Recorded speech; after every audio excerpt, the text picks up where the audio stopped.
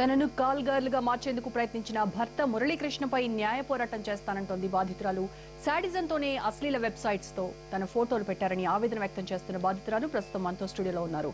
So ఆవిడని అడిగి అసలు ఏం జరిగింది, ఆవిడ ఏం డిమాండ్ చేస్తుందో అడిగి తెలుసుకుందాం. హలో అమ్మా, అసలు ప్రేమించి పెళ్లి చేసుకున్నారు కదా ఇద్దరు, మరి మురళీకృష్ణ ఎందుకు ఇంతలా మారాడు? ఎప్పటి నుంచి అతనిలో మార్పు గమనించారమ్మా మీరు? బిఫోర్ మ్యారేజ్ అతను చాలా బాగుండే. తర్వాత మ్యారేజ్ అయిన తర్వాత కట్నం యాక్చువల్గా ఏమైందంటే వాళ్ళు ప్రెగ్నెన్సీ వచ్చిందని మ్యారేజ్ చేసుకున్నాను. యాక్చువల్గా అతను నన్ను ప్రెగ్నెన్సీ చేసినందువల్లనే అతని మీద ఇష్టపడి పేరెంట్స్తో పోరాడి అతను చేసుకున్నా. దానివల్ల 1.5 year మీరు గ్యాప్ ఇచ్చి మీరు అంటే వాళ్ళ ఫ్యామిలీని మొత్తం మేము బ్లేమ్ చేసి మళ్ళీ మ్యారేజ్ చేసినామని వాళ్ళ ఇంట్లో వాళ్ళందరికి సిస్టర్స్కి వాళ్ళకి నా మీద కోపం ఉంది. అందుకే వాళ్ళకి అంత గ్యాప్ వచ్చింది. బాబుని కన్నాక మళ్ళీ పెళ్లి చేసిరని వాళ్ళు నా పైన ఎప్పుడు ద్వేషం చూపించేవాళ్ళు. అందుకే నన్ను నా పుట్టిన బాబుని కూడా సరిగ్గా చూడలే, నన్ను కూడా చూడలే. మ్యారేజ్ చేసి ఇచ్చినా కూడా అసలు నో యూజ్. అంత ఘనంగా పెళ్లి చేసి మ్యారేజ్ చేసిన ఇట్స్ అదేంటి అది యూస్ఫుల్ కాలే. ఎవరికి పేరెంట్స్కి కూడా సాటిస్ఫాక్షన్ లేదు. మ్యారేజ్ చేసిన కూతురు సంతోషంగా ఉందని ఇటు అత్తవారు కూడా నన్ను మంచి చూసుకోలే. అక్కడి నుంచే మా ప్రాబ్లమ్స్ అనేది క్రియేట్ అయ్యాయి. మ్యారేజ్ బిఫోర్ అక్కడ జాబ్ చేస్తున్నప్పుడు ఎంఎన్సీలో నా శాలరీ అతని శాలరీలో మంచినే చూసుకుండు. ప్రెగ్నెన్సీ అయిన తర్వాత మ్యారేజ్ కట్నం అవన్నీ ఇచ్చిన తర్వాత కూడా అతను అంటే బాగాలేదంటే అతనికి ఇంకా జనరలీ లేడీస్ మీకు కూడా తెలిసే ఉండొచ్చు, మగవాళ్ళు ఎప్పుడైనా ఫస్ట్ యూజ్ చేసుకున్నాక ఎవరిదైనా జీవితం మంచిగా చూడరు. వాళ్ళు ప్రెగ్నెన్సీ చేసి అసలు యాక్చువల్గా ఒప్పుకోలే వాళ్ళు మ్యారేజ్కి. మళ్ళీ మా పేరెంట్స్ ఇట్లా చేసిర్రని అసలు ఫస్ట్ ఒకసారి గుళ్ళో పెళ్లి చేస్తారు కదా, అంటే ప్రెగ్నెన్సీ అని తెలిసి వేరే దారి లేక పెళ్లి చేసారు. ఎవరు ఒప్పించారు అతను అప్పుడు పెళ్లికి? వాళ్ళ వైపు వాళ్ళు ఒప్పుకున్నారు? అసలు వాళ్ళు రాలేదు. అప్పుడు టెంపుల్లో అయినప్పుడు వాళ్ళ వైపు వాళ్ళు రాలేదు. మా పెద్దనాన్న వాళ్ళ కొడుకులు బ్రదర్స్ వాళ్ళు ఉండే. అంటే నేనే వాళ్ళకి చెప్పి అతన్ని తీసుకెళ్ళి నేనే గుళ్ళో పెళ్లి చేయించుకున్నా అని వాళ్ళ మమ్మీ వాళ్ళ నమ్మకం. కానీ నేను కాదు, అది నాకు కూడా తెలియదు. మా ఫాదరే తీసుకెళ్ళి ఇట్లా అయింది. ఎవరికి చెప్పాలి? ఫస్ట్ పెద్దవాళ్ళకి చెప్పాలి. కానీ వాళ్ళకి తీసుకెళ్ళి వాళ్ళకి ఇన్ఫర్మేషన్ ఇస్తే మాకొద్దు, మా కొడుకుకి ₹1,00,00,000 ఆస్తి వస్తుంది, ఇవేం వద్దు, మీరు ఎంత ఇస్తారని మేము వాళ్ళ డిమాండ్ చేసింది ఎంత 1 crore. మా డాడీ రిటైర్డ్ ఎంప్లాయీ. తర్వాత ఎంత ఇల్లు అమ్మైనా నీ మ్యారేజ్ చేయాలంటే ఇల్లు కూడా అమ్మాము. ఎంత 18 lakhs అమ్మితే 18 lakhsకి మేము ఇల్లు కూడా అమ్మి మ్యారేజ్ చేసినా కూడా మాకు ఆస్తి ఉంది అవి ఉన్నాయి అని అయినా సరిగ్గా చూడరు. వాళ్ళ అల్లుని వాళ్ళ కూతురు అల్లుళ్ళు అందరు వాళ్ళ ఇంట్లో ఉంటారు కానీ నన్ను చూడకపోయేవారు. తర్వాత కొంచెం వాళ్ళు రియలైజేషన్ అయినాక చూసిరు. కానీ మళ్ళీ అయినా కూడా స్టిల్ మళ్ళీ మా ఇంట్లో వాళ్ళు అందరు అక్క అమ్మ అందరూ తీసుకెళ్ళి వాళ్ళ ఇంట్లో వదిలిపెట్టేసి వచ్చిన కొన్ని రోజులు ఉన్నాక నేను ఎవరు రమ్మన్నారు బయటకు వెళ్ళండి అని మా అక్క వాళ్ళకి రెస్పెక్ట్ ఇవ్వలే, మా మదర్ వాళ్ళకి రెస్పెక్ట్ ఇవ్వలే, ఎవరికి ఇవ్వలే. మా అత్తయ్య వెళ్ళిపోమన్న 2 పిల్లలని నన్ను బ్యాగ్స్ ఇచ్చి అక్కడికి నుంచి తిరుమల హిల్స్ నుంచి అప్పుడు నేను పోలీస్ అక్కడ ఎవ్వరు లేకుండా గణేష్ అంటే వినాయక చవితి రోజే అక్కడ ఎవ్వరు లేకుండా నా దగ్గర ఫోన్ కూడా మొబైల్స్ వాళ్ళ ఇంటికి పోతే ఫోన్ కూడా స్విచ్ ఆఫ్ చేయాలి, ఎవరితో మాట్లాడొద్దు, కాంటాక్ట్స్ ఉండొద్దు అన్నాను. నేను అప్పుడు బయటకు వస్తే ఇక్కడ పబ్లిక్ ఫోన్స్ ఏవి లేకుండే. అప్పుడు అక్కడ పోలీస్ బందోబస్తు ఉంటే వాళ్ళ ఫోన్ త్రూయే నేను ఫోన్ చేసి మా అక్కకు మా అన్నయ్యకి కాల్ చేశాను. అప్పుడు మా ఫాదర్ అప్పటికి నేను ఇంటికి వచ్చేసరికి మా ఫాదర్ నా విషయంలోనే చాలా ఇబ్బంది బాధపడుతుండే. అప్పటికి నేను వచ్చినాక అప్పుడు మా పెద్దనాన్న వాళ్ళకి చెప్పిండి ఇట్లా మళ్ళీ పంపించారు, వాళ్ళు ఇంత కట్నం ఇచ్చినా వాళ్ళు సరిగ్గా చూసుకుంటలేరు, బాబులు పుట్టిరు, ఇప్పుడు ఎట్లా నా కూతురు పరిస్థితి, నా పెద్ద కూతురే ఆల్రెడీ, ఇప్పుడు నా చిన్న కూతురు పరిస్థితి ఏంటి అని మా ఫాదర్ మా పెద్దనాన్న వాళ్ళకి మా అత్తకి ఫోన్ చేసి లాస్ట్ చనిపోయే ముందు అప్పుడు వాళ్ళందరూ వచ్చారు. మా డాడీ చనిపోయినప్పుడు ఇంత చేసినా వాళ్ళు ఏది వాళ్ళ నుంచి నేను ఏం డిమాండ్ చేస్తున్నా, ఏ కోడలైనా కోరుకునేది ఏంటి, కోడల్ని సరిగ్గా చూసుకుంటే ఎవ్వరు ఏం వాళ్ళ పైన ఏం కక్ష కట్టారు కదా. వాళ్ళలో ఎప్పుడు మార్పు అనేది రాదు. They don't realization should come from us or from themself. నేనన్నా చేంజ్ కావాలి, అదర్ వాళ్ళన్నా చేంజ్ కావాలి. నేను ఇంకా ఎంత చేంజ్ కావాలి? వాళ్ళు నేను ఎంఎన్సీలో చేసేదాన్ని నా స్థితిని ఎక్కడికి తెచ్చిరు? నా హస్బెండ్ అయితే నా ఫోటో అందులో పెట్టొచ్చా? మ్యారేజ్ చేసుకున్నాక కాల్ గల నేను ఇంటర్నెట్ లో పెట్టి కాల్స్ అన్ని నా ఫోన్ ఎన్ని రోజుల క్రితం పెట్టాడని తెలుసు 5-6 days బ్యాక్.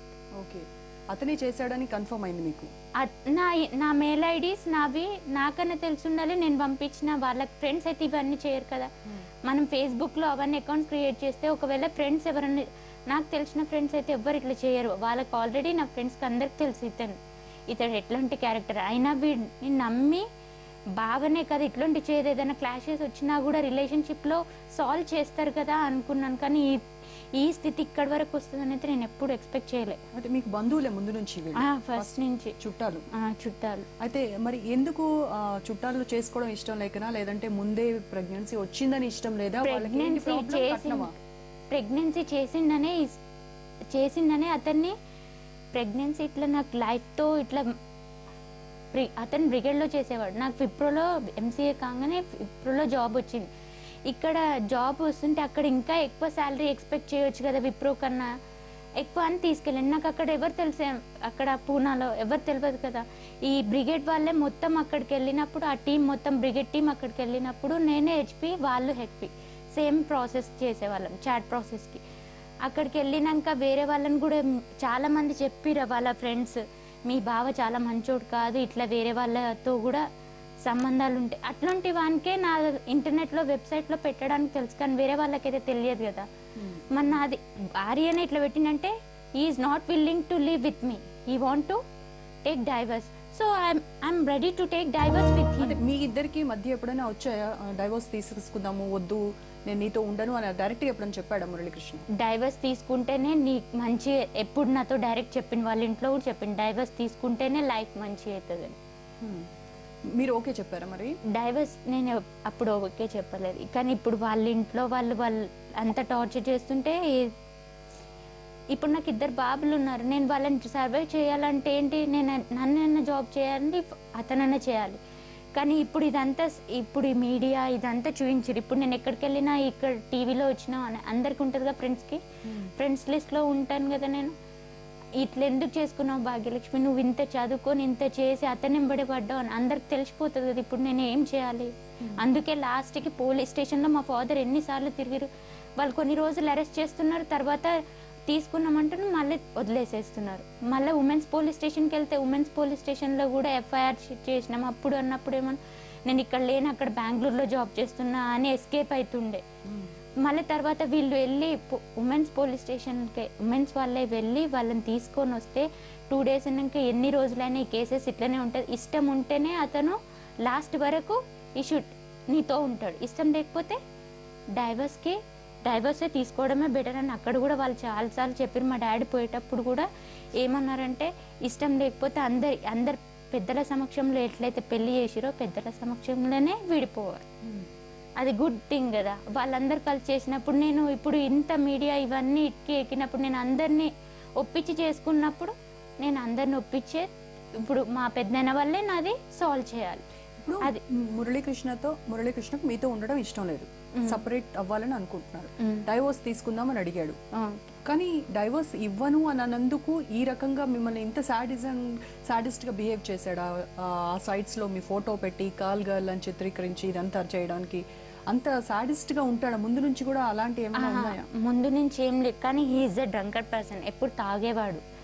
ఇప్పుడు మొన్న పోలీస్ స్టేషన్లో, సైదాబాద్ పోలీస్ స్టేషన్లో అడిగినప్పుడు కూడా ఏంటంటే, నేను తీసుకెళ్తా అంటున్నా, కానీ తను షీఈ్ నాట్, ఆమె వస్తలేదు కదా. నేను తీసుకెళ్తా అన్నా కూడా ఆమె నన్ను చూసి భయపడుతుంది, నాతో ఉండడానికి ఆమెకి ఇష్టం లేదు, కానీ నా మీద బ్లేమ్ చేపిస్తుంది. అందుకే ఇట్లా ఏంటంటే, ఇప్పుడు ఇంటర్నెట్లో పెడితే ఈమెను ఎట్లా బ్లేమ్ చేయాలి, నా దిక్కు అన్ని కరెక్ట్ ఉండాలి, తనని బ్లేమ్ చేయాలని ఇట్లా తీసుకొచ్చిండు. నేను పోలీస్ స్టేషన్కి ఇచ్చిన కదా ఫస్ట్ మా పేరెంట్స్ని, వాళ్ళందరి మాటిని. ఇప్పుడు నన్ను ఇట్లా చేసింది కదా, ఇప్పుడు ఈమెను ఇట్లా చేయాలని ఇంటర్నెట్లో నా ఫోటో పెట్టి కాల్ గర్ల్గా ఇట్లా ప్రతి ఒక్కరితో కాల్స్ వచ్చేటట్టు చేసింది. అయితే ఇది జరగడానికి ముందు 5-6 days అవుతుంది అన్నారు కదా పోస్ట్ చేయడానికి, దానికంటే ముందు ఇద్దరు కలిసి ఉన్నారా? లేదు, అప్పుడే మేము పోలీస్ స్టేషన్లో మలక్పేట్ పిఎస్లో ఎఫ్ఐఆర్ బుక్ చేసి మాకు వద్దు డైవర్స్ అని మా రిలేషన్స్ అందరు చుట్టాలు అందరు వచ్చి అక్కడ సిగ్నేచర్స్ పెట్టిరు, మాకు వద్దే వద్దు, వాడు తీసుకెళ్తాడు మళ్ళీ ఎక్కడో రోడ్ పైన వదిలేసేస్తాడు అని వద్దు అని అన్నారు. అక్కడి నుంచి నాకు కాంటాక్ట్ అంతో లేవు.